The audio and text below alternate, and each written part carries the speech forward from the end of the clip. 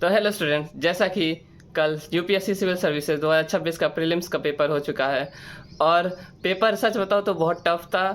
कोई भी ये नहीं कह सकता कि पेपर इजी था, लेकिन यहाँ मैं आज एक बहुत ही अच्छा एक बात मतलब आप लोगों से शेयर करना चाहता हूँ। एक छोटा सा खुशी का बात है जो कि मैं आप लोगों के साथ शेयर करना चाहता हूँ कि जैसा कि मैंने अब तक यूट्यूब पे बस 2 वीडियोस लेक्चर डाले हैं, specially Indus valley civilisation and Rigvedic period से, और दोनों मात्र एक 35 मिनट का लेक्चर था, एक 45 मिनट का लेक्चर था।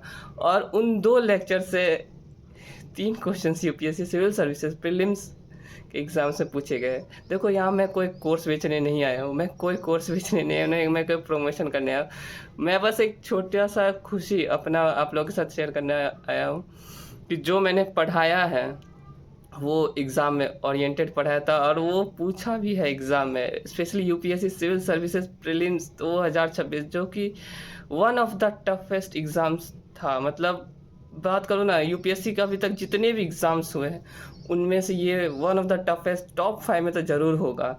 और उसमें से मेरे बस 2 लेक्चर पढ़ाए थे और उसमें से 3 क्वेश्चंस आए जो कि मुझे बहुत पर्सनली खुशी मिलती थी। और स्पेशली एंशिएंट हिस्ट्री, जो कि one of the toughest part भी था, बहुत ही डिटेल और डीप से क्वेश्चन पूछे गए हैं। उससे क्वेश्चंस 3 क्वेश्चंस आए हैं मेरे पढ़ाए हुए, तो मैं बहुत खुश हूँ। मैं यहाँ कोई भी ना ही आप लोग को अपना प्रमोशन करने आया हूँ, ना ही कोई यहाँ पे कोई कोर्स बेचने आया हूँ। मैं बस एक छोटा सा खुशी था, वो आप लोगों के साथ शेयर करने चाहता था कि मैंने अपना बेस्ट दिया, अपना जो हो सका मैंने अपना नॉलेज का जो जो है मेरे पास वो मैं बेस्ट देता हूँ। अदरवाइज़ वो मैं नहीं बताता, ना ही आपको कोशिश करता हूँ कि आधा अधूरा नॉलेज दूँ। जितना नॉलेज दिया वो मैंने बेस्ट दिया था, और उस बेस्ट नॉलेज से सीरियसली कहूँ तो एग्ज़ाम्स में दिखे हैं यार क्वेश्चंस, 3 क्वेश्चंस, जिसमें मैं क्या बताऊँ, मैं बहुत खुश हूँ। इस बात से खुश हूँ कि यार आई वाज़ राइट, मैंने अच्छा शिक्षा दिया है, जो भी पढ़ाया था वो सभी अच्छा पढ़ाया। एक देखो, एक टीचर जब पढ़ाता है और कुछ उससे एग्ज़ाम्स में पूछे जाते हैं तो यार खुश, अंदर से खुशी मिलती है कि हाँ ही वाज़ राइट, मतलब उसने सही पढ़ाया है। ऐसे ही नहीं हवा में कुछ पढ़ाया मैंने, जो भी पढ़ाया, जितना भी पढ़ाया वो बेस्ट पढ़ाया था। और देख सकते हो कि आप सिविल सर्विसेज के आप जो यहाँ पे इंडस वैली सिविलाइजेशन या ऋग्वेदिक पीरियड में, मैं आपको अभी क्वेश्चंस भी दिखाऊंगा। 3 क्वेश्चंस थे। सो मैं सबसे पहले जब क्वेश्चन पेपर आया था तो मैं देखना चाहता था कि हिस्ट्री में जो क्या पूछा है, और हिस्ट्री का ही मुझे इंतज़ार था। तो हिस्ट्री में मैंने जब इंडस वैली सिविलाइजेशन और वो एंशिएंट हिस्ट्री का क्वेश्चन देखा तो लिटरली मैं बहुत खुश था। मैं बता नहीं सकता हूँ मैं कितना खुश था।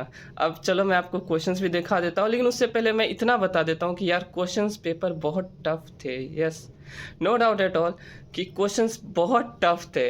और देखो, जीएस का क्वेश्चन तो टफ था ही, साथ ही साथ वो बोलते हैं ना, कटे पे नमक छिड़कना, यूपीएससी वालों ने इस पर नमक नहीं छिड़का है। मतलब देखो, जीएस का पेपर जैसी बच्चे आप सोच सकते लहू लुहान होके आए थे ना, सीसेट का पेपर ने उस यूपीएससी वालों ने ना नमक मिर्ची लेकर रगड़ दिया है।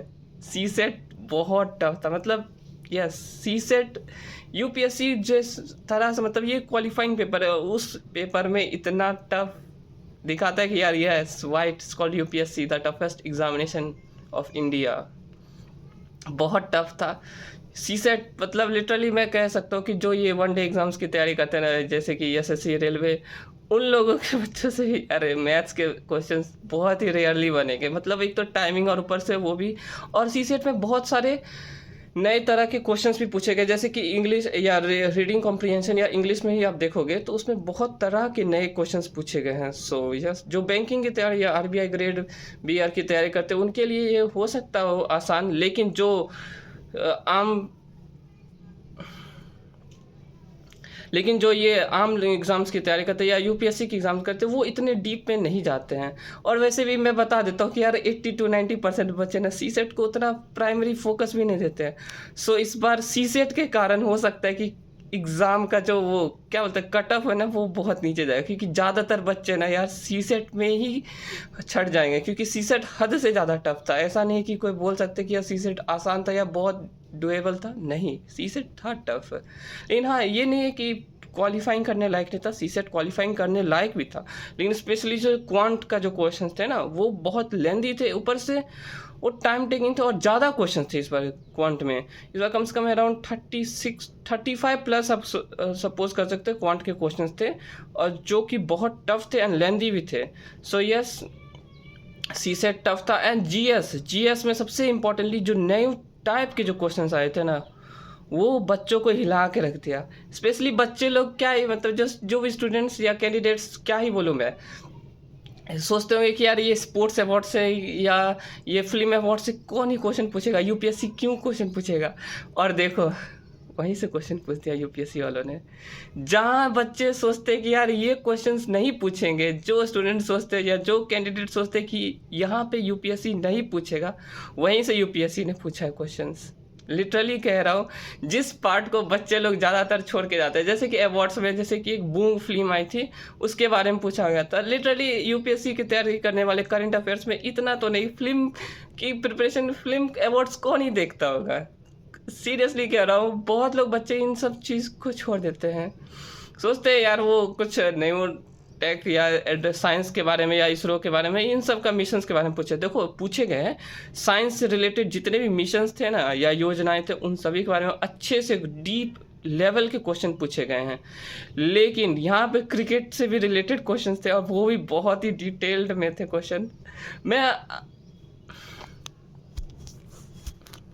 तो अब से मैं क्या करूँगा ना कि मैं हर एक दिन एक क्वेश्चंस का एक डिटेल्ड एनालिसिस करूँगा। ये नहीं कि बस क्वेश्चंस का आंसर बता दिया, वो काफ़ी नहीं है।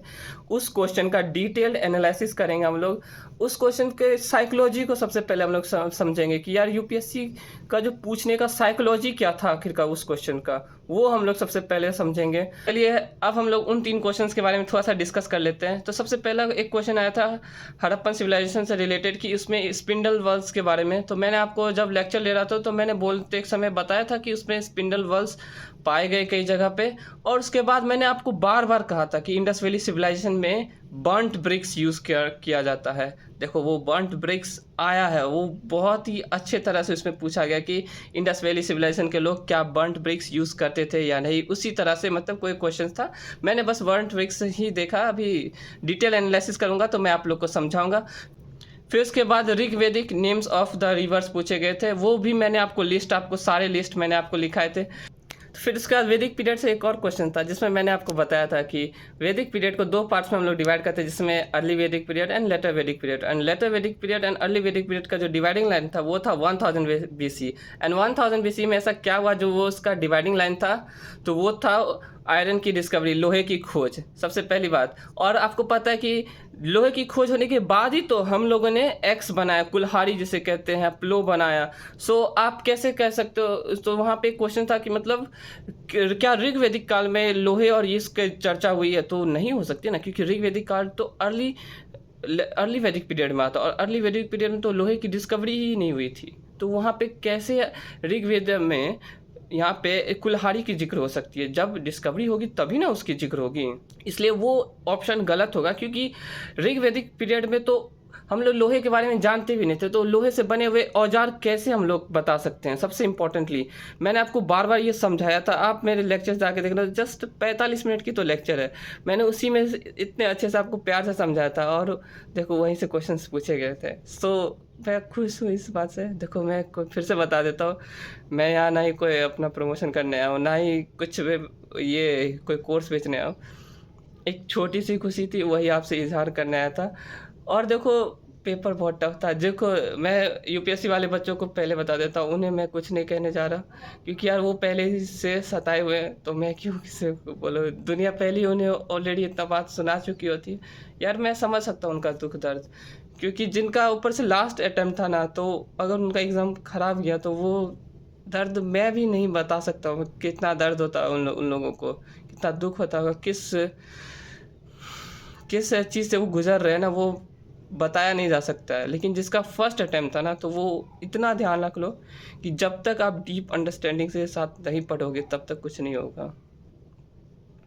आपको अगर यूपीएससी निकालना है ना, तो डीप अंडरस्टैंडिंग एकदम मतलब अंदर तक आपको पढ़ना ही पड़ेगा, तभी आपका कुछ हो सकता है। नहीं तो देख सकते हो कि यार यूपीएससी वालों ने क्या ही किया है लिटरली। और ऊपर से करंट अफेयर्स पे बहुत फोकस करना पड़ेगा। जो भी रिसेंट इवेंट्स हो रहे हैं, ऐसा नहीं कि कोई छोटे छोटे इवेंट से पूछा है, मेजर मेजर इवेंट से ही डीप डाउन द क्वेश्चंस पूछे गए हैं। मेजर मेजर इवेंट से ही एकदम अंदर अंदर से क्वेश्चन पूछे गए हैं। ऐसा नहीं है कि मतलब कोई साइड से या कोई इधर उधर टॉपिक से पूछ लिया है यूपीएससी वालों ने। जो मेजर इवेंट्स इंडिया में चल रहे हैं उन्हीं सब से क्वेश्चंस पूछे गए हैं। लेकिन उसका डीप अंडरस्टैंडिंग होना ज़रूरी है। जो भी इवेंट्स या योजनाएं आ रही है या अभी चल रही है उनके बारे में हमें एकदम डीप अंडरस्टैंडिंग होना ज़रूरी है। आगे से हम लोग क्या करेंगे वो मैंने आपको पहले बता दिया, और एक बार फिर से बता देता हूँ कि अब से हम लोग यूपीएससी का एक एक क्वेश्चन पकड़ेंगे। उसका सबसे पहले साइकोलॉजी समझेंगे कि आखिरकार यूपीएससी वालों ने उसकी क्या डालने का, वो बच्चे से जानना क्या चाहते हैं, सबसे पहले ये देखना है। देखो यूपीएससी का एक सिंपल सा नियम है, मैं इतना बता देता हूँ कि जो पूरी कैंडिडेट जितने भी स्टूडेंट्स हैं वो सब छोड़ के जाते हैं ना, वो वहीं से क्वेश्चन पूछती है, वहीं से क्वेश्चन आता है। सिंपल से याद रखो, इतना जान लो कि मतलब जितना भी आप देख लोगे ना कि कोई इंसान कोई छोड़ के जा रहा है कोई टॉपिक, जब देखोगे कि कोई बहुत लोग कि उस टॉपिक को नेगलेक्ट कर रहे हैं ना, समझ जाओ कि वहीं से क्वेश्चंस आने वाले हैं। इतना जान लो बस, और कुछ नहीं जानना है। कोई भी पार्ट को, कोई टॉपिक को हल्के में मत लेना, कोई भी चीज़ को छोड़ के मत जाना, सबको अच्छी तरह से रिवीजन करना। सब टॉपिक को अच्छी तरह से हमें देखना है, उसे एकदम पूरी डीप अंडरस्टैंडिंग के साथ पढ़ना चाहिए। क्योंकि कई बार क्या होता है यूपीएससी में छोटे छोटे टॉपिक से एकदम क्वेश्चन पूछ देता है। जानते तो सभी है यूपीआई के बारे में, जानते तो सभी है लोग हैं यहाँ पे बूम फिलिंग के बारे में, लेकिन उसका डायरेक्टर पूछ दिया या कुछ और भी पूछ देता है। वो हमें नहीं पता। जैसे एनईएफटी, आरटीजीएस, इसके बारे में भी कई बार यूपीएससी क्वेश्चंस पूछ देता है, लेकिन लोग उस समय कंफ्यूज हो जाते हैं क्योंकि इतनी छोटी और इतनी डेली कॉमन की चीज़ है ना, जो हम लोग कभी ध्यान सोचते हैं कि इससे क्यों ही क्वेश्चन पूछेगा, और उसी से क्वेश्चन पूछ देता है। तो आगे से हम लोग अब जितने भी क्वेश्चन हैं उन सभी के डीप एनालिसिस करेंगे। एक एक क्वेश्चन को लेंगे, उसे अच्छी तरह से एनालिसिस करेंगे, उसकी साइकोलॉजी पढ़ेंगे, उसकी एनालिसिस करेंगे, और उसके बाद खाली मैं ये नहीं कि उसका आंसर बता दूंगा और छोड़ दूंगा, ऐसा नहीं करने वाला। आगे से उसकी पूरी अच्छी तरह से आपको समझा के आगे से पढ़ाने की कोशिश करूँगा। एक छोटा सा सजेशन मैं देना चाहता हूँ, बस इतना मेरा सजेशन है कि जिन बच्चों का एग्ज़ाम ख़राब गया ना यार, वो 1-2 हफ्ते के लिए रेस्ट लो, क्योंकि आपने बहुत सालों से मेहनत की है, पूरे कई रात सोए नहीं हो, तो 1-2 हफ्ते का रेस्ट लो, कहीं घूमो फिरो, उसके बाद फिर रीस्टार्ट करना। और जिन बच्चों ने का अच्छा गया है और मेंस का पेपर के लिए वो तैयारी करना चाहते हैं, उनके लिए भी बस इतना कहना चाहता हूँ कि कम से कम 3-4 दिन का रेस्ट लो। बहुत आप लोगों ने किया है अपने लिए, बहुत रातों की नींद कुर्बान की है। एक 3-4 दिन का रेस्ट ज़रूरी है आपके शरीर के लिए, उसके बाद फिर से तैयारी स्टार्ट करना। ये मेरी एक पर्सनल सजेशन है, मानना ना मानना आपके ऊपर है। मिलते हैं अगले वीडियो से।